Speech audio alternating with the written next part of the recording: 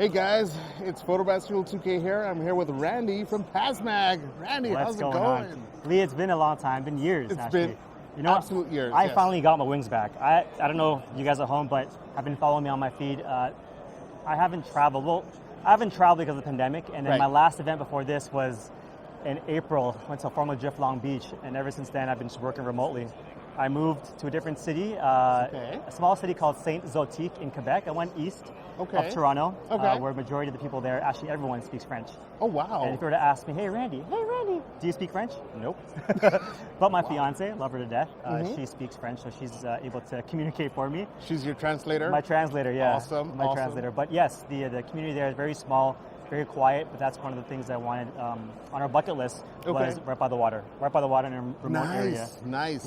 Like literally right across the street of the water. But I've been working a lot remotely. I travel to and from Saint-Zotique to Toronto every 2 weeks. So we film at our studio live in Toronto. Yeah. Okay, nice. Yeah.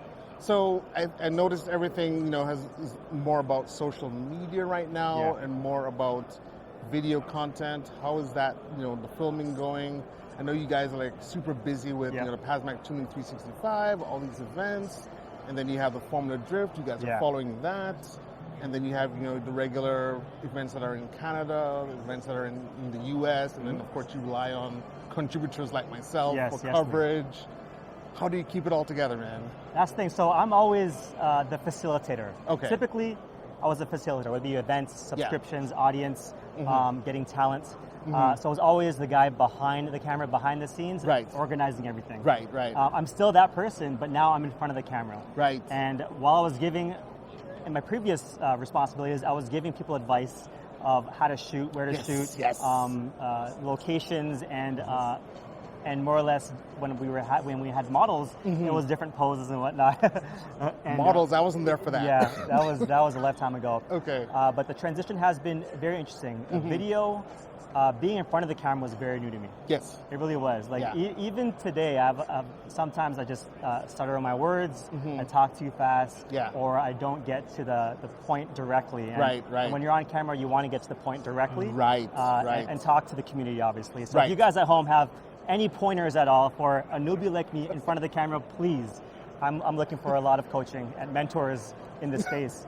But as far as... And a newbie like me. Because I don't do... No, Lee, you've been great behind the camera. I don't do vlogs, but I do interviews. That's all I do. Yeah. No, I've been seeing you do a lot of reels now. Yes, reels are the thing. Yeah, I love them. Yeah, with social media, it's on demand. It's the push, right? It's how do you get in front of people's faces and on their feeds daily, monthly, every second, every minute, every hour. Right. But it's not about, it's the type of content. What is your intent behind the content? Right. And that was one thing with PASMAG as a facilitator. My intent was to celebrate everything and anything. But it's so segmented now where we have to have intent and purpose with our content. Right. And so with our TV show, I kind of learned how to be more specific, direct, and really number and time crunching. Right. Our TV show is 24 minutes long. We, and we have to get things straight. And it's sorry. I have a fault of following a script too much, almost robotic, because of that time constraint on TV. Everything is time. Yeah, on social, YouTube, Instagram.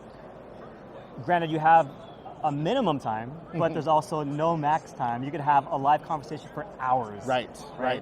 And so you guys got like a producer in the air and everything and all that? Yeah, exactly. Wow. Exactly, yeah. Okay. We have to get more devices in the office of warnings of times. Right. Because we can go on forever, but like, we'll record a 2-hour session, but only use 24 minutes of it. Right. But those 24 minutes is an interview we did remotely. So we really have like 8 to 10 minutes of talking time. Right. And we have to go bang, bang, bang, bang, bang. Right. Because with social media, as everyone knows, you have to have, like I said, intent, or you'll lose that viewer. You lose that audience in an instant.